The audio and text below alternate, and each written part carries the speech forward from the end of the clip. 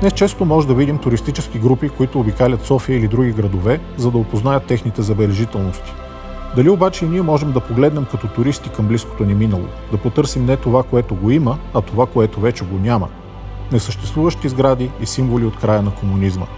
Да се върнем към събитията, довели до края на комунизма, за да осмислим последиците за днешния ден. На 9 ноември 1989 падна Берлинската стена, символ на студената война и разделението между изтока и запада. На 10 ноември 1989 и в България беше сложен край на комунизма и започна трудния път към демокрацията и правовата държава. Всичко кулминира в тази зала, в която на 10 ноември 1989 невярващият Тодор Живков разбира, че с неговото управление е свършено. Тук Комунистическата партия извършва преврата, с който се надява да запази своята власт. Днес тази зала се намира в музея, в Националния исторически музей и сякаш е застинала в онзи миг. От тук започва нашата разходка, с която ще се върнем към по-важните събития и места, свързани с края на комунизма в България. Наши водачи ще бъдат публични личности, съвременници и очевидци на събитията, които ще ни разкажат как се връщат към тези мигове. Дали това беше просто дворцов преврат или тяхната лична революция променила живота им. Първият ни гост ще бъде писателят Георги Господинов, автор на стихосбирки и романи, съставител на сборника "Аз живях социализма" и автор на инвентарна книга на социализма. Колкото по-малко памет, толкова повече минало, записва своя тефтер героя в последния роман на Георги Господинов "Времеубежище". Тук сме на мястото на мавзолея. Представете си една бяла мраморна сграда. Мавзолей е построен на 49-та година за 6 дни през лятото и 99-та пак за 6 дни е съборен. За колкото е строен, за толкова е съборен. Има ли защо да си го спомняме това? Каква е функцията на паметта в сега? Да. Защото когато няма, колкото по-малко памет имаме, толкова повече минало идва. Това е цитат от книгата ви. Миналото приижда, то е малко като, паметта е като наистина един огън, който си запалил и този огън в гората и този огън държи вълците на миналото настрани. Като угасни огъня, те идват. Първи спомен е, ние сме ученици, да речем 79-80 година, 5-6 клас, довели са ни от Ямбол на екскурзия, за да влезем в мавзолея. И стоим тук наоколо, ето там чакаме на опашката, сънливи, рано сутринта, мъгливо, пак е било ноември, значи това е било точно преди 40 години. И има един особен страх у нас, че ще влезем и ще видим един мъртъв човек, защото сме деца и за някой от нас това е първата смърт. Първият мъртъв човек, който си виждал. И ние знаем, че този човек, както казваше един съученик, той е препариран. Учителката не чуи и се скара, как така препариран, нали? Той не е петел. И влязохме вътре.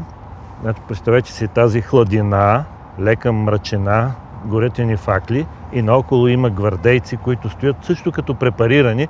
И в един момент се чудиш, тези живи ли са или също са така натъпкани с нещо.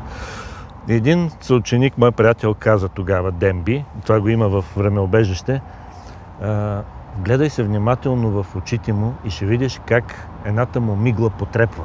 Минаваме покрай този саркофаг, там виждаме един пластмасов човек. Говоря през очите на това дете от 80-та година.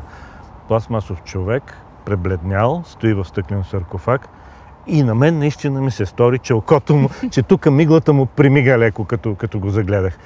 И всъщност от цялата идея, как ние така възпитателно трябва да минем оттам, остана само този ужас, това особено чувство, трябва да призная леко неприятно или доста неприятно, че ти влизаш в хладилник, за да видиш умрял човек. И всичко това ми се стори ужасно, защото това е прекрачване на някаква човешка граница. Всеки мавзолей е прекрачване на една естествена граница между живота и смъртта. И когато ти се сблъскаш като дете за първи път с това странно нещо, което е умряло и не е умряло, ужас е голям. И последната история, която искам да ви разкажа за това място е как в началото на 90-те един мой приятел замина за чужбина, най-добрият ми приятел от детството, този, с който ходихме в мавзолея. И когато той се върна след 99-та, за първи път не беше се връщал в България, ми се обади по телефона и каза, айде да се видим някъде. опитахме някакви места, те бяха нови за него, не ги знаеш. И той каза, айде на мавзолея и затвори. И аз не успях да му кажа, че мавзолея го няма.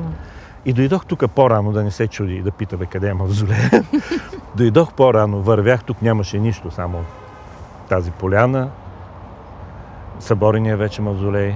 Вървях и се почувствах като в гробище за отделен човек. Защото това е гробище за един човек. И си казах, тук има някакви призраци. Представях си как тече един отвъден живот и как тук отново идват делегации от всички умрели бивши ръководители, Хонекер, там кои бяха другите, Брежнев и така. Целуват се, поднасят си венци, говорят на оня кух език. Така че това място е пълно всъщност с гласове и призраци и е хубаво да имаме тази представа за себе си. Когато хората изпитват носталгия към соца и така и се връщат в онези времена, ми се ще да кажа, не съборихме ли мавзолея? Може би не сме го съборили съвсем.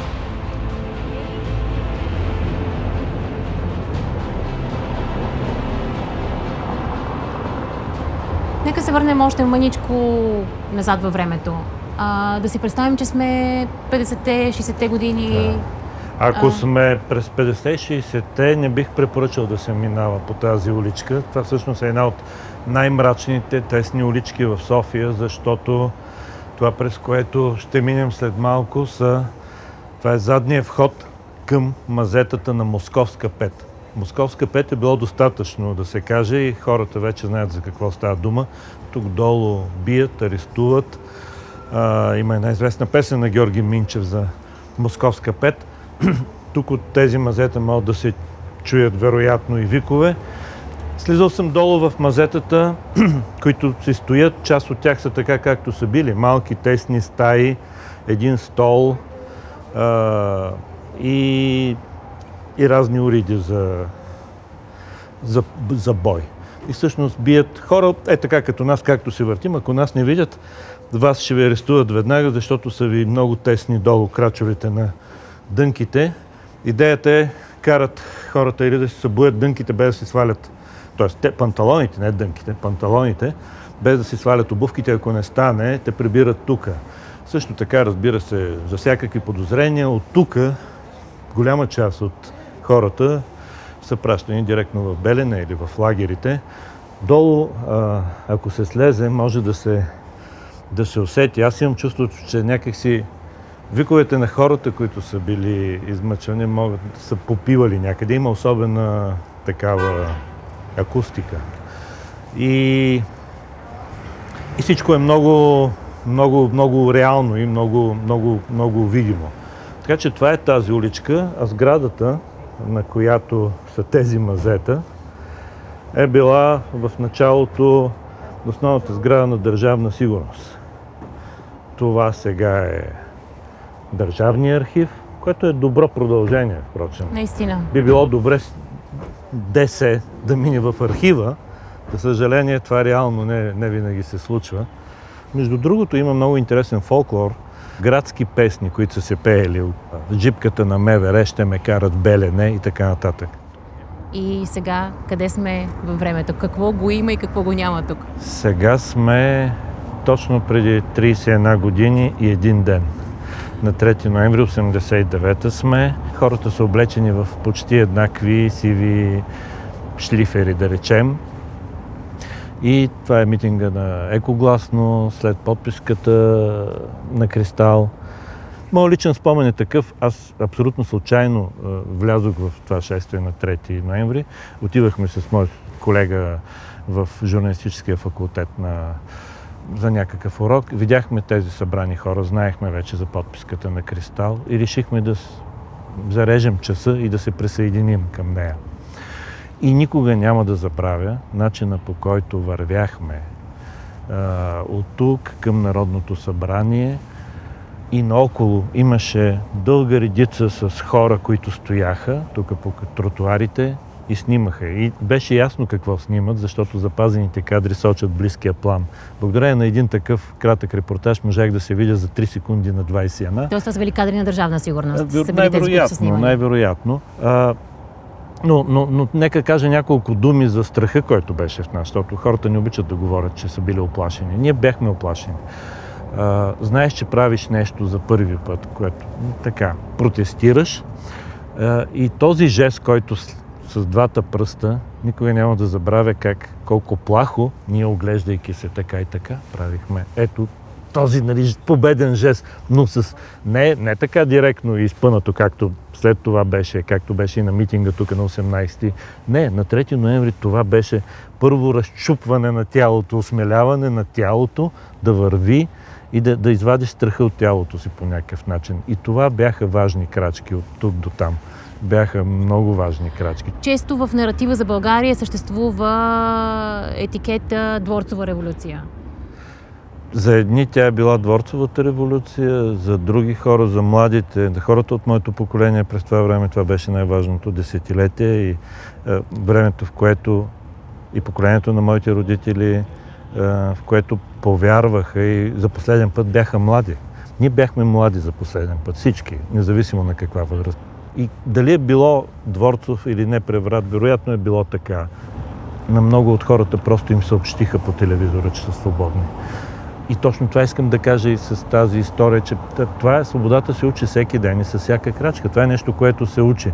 Не могат да ти кажат от утре сте свободни. И няма да забравя същото нещо смешно, което точно тук на този площад си говорихме на първия митинг 18 ноември.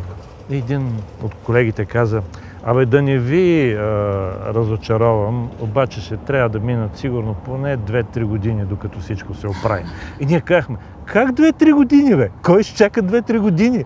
Свършваме тук до Нова година и продължаваме. Ние имаме сесия, как 2-3 години. И сега, като стоим колко години след това? 31 години.